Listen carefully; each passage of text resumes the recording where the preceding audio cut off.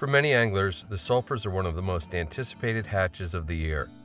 It can also be one of the most frustrating when the trout get ultra picky. This emerger of Matt Grobert's has proven itself to work wonders at relieving some of that frustration. For a hook, Matt likes a Dai-Riki number 125 in a size 14, but it's a good idea to carry them in 16 as well. To start the fly, Matt loads a bobbin with a spool of yellow 3/0 Danville Monocord. Get the thread started on the hook shank and take wraps rearward to halfway between the point and the barb before snipping the butt end off close. Cut a small segment of mayfly-brown Zelon free from the hank. Lay it against the near side of your hook and allow the thread torque from a couple of wraps to carry it to the top of the hook. Pull on the Zelon to shorten the butts and reduce material waste. Take wraps down the bend to secure the Zelon and then back up to cover the butts. Snip the Zelon off at about a hook gap's length to imitate a trailing shuck. Snip an 8 to 10 inch piece of 6/0 Brown Danville free from the spool and secure it to the hook.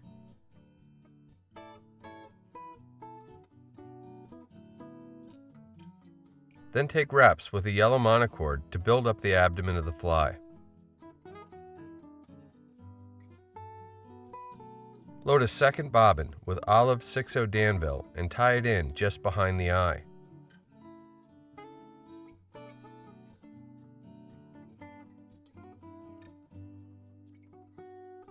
Once the thread is secured to the hook shank, you can snip the tag end off close. With wraps of the olive thread, go over the wraps of yellow thread, and finally snip the yellow thread off close. You've now effectively switched your primary tying thread from thick yellow to thin olive.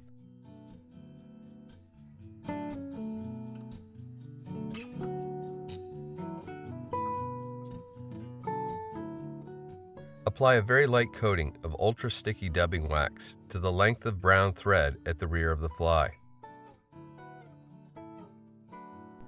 Get a hold of a small clump of brown Australian possum and pull the fibers out to roughly align them.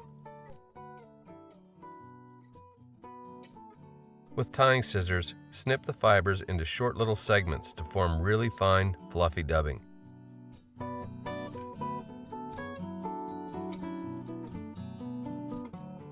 Touch dub just a small amount to your tying thread.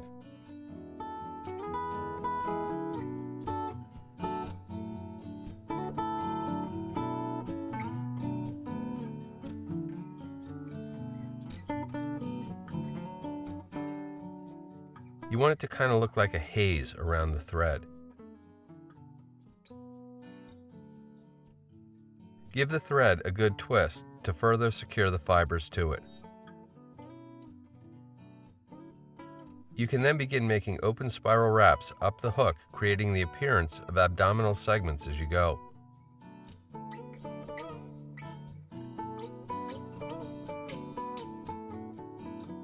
Tie this ultra-thin dubbing noodle off at the front of the abdomen and then snip the remainder free.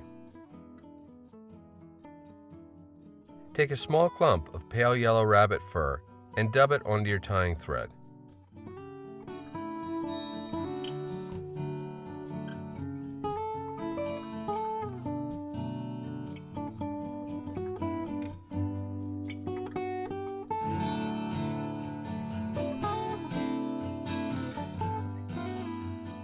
Take wraps with a dubbing noodle to form a short little yellow thorax.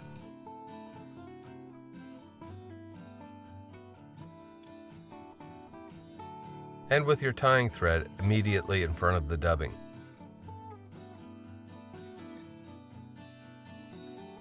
Snip a small clump of fine caribou hair free from the hide.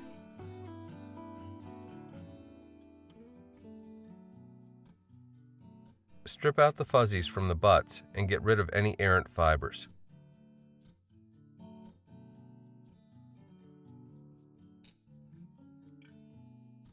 Place the bundle in a hair stacker and give it a real good stacking to align the tips of the caribou hair.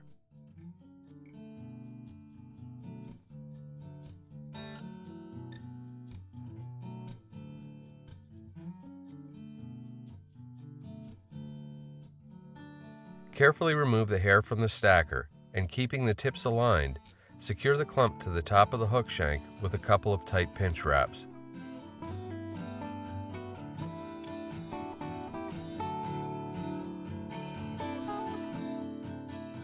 Use a few more wraps to make sure the hair stays on top of the shank.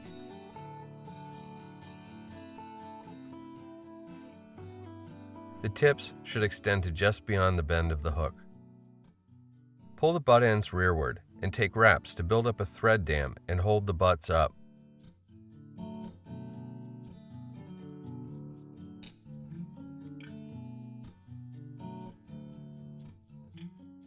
Grab another small clump of pale yellow rabbit dubbing, and this time form a slightly larger dubbing noodle on your tying thread.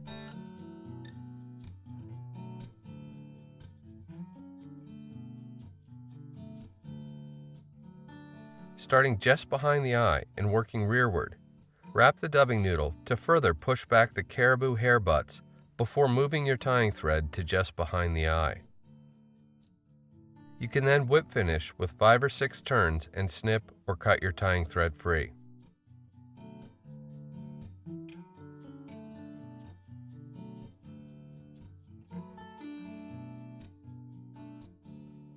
Finally, snip the butt ends of the caribou hair off at an angle in line with the top of the wing. If you have any wayward hairs, give them a trim.